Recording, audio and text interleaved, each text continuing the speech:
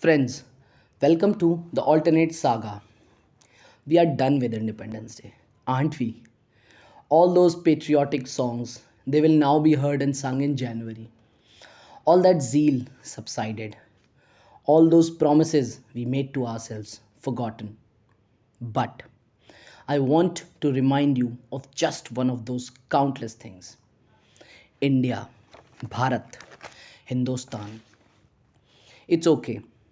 It's okay if you want to temporarily forget those songs, those promises, that feeling. But I would request you to always keep in mind the idea of India that originated in our ancestors' mind, the idea that I and you have, the idea that matters most today.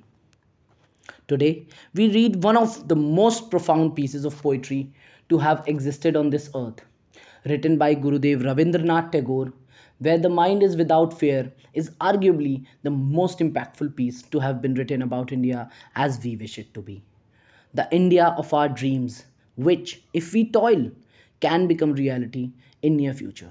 So let's hop on where the mind is without fear and the head is held high, where knowledge is free, where the world has not been broken up into fragments by narrow domestic walls, where words come out from the depth of truth, where tireless striving stretches its arms towards perfection, where the clear stream of reason has not lost its way into the dreary desert sand of dead habit, where the mind is led forward by thee into ever widening thought and action, into that heaven of freedom.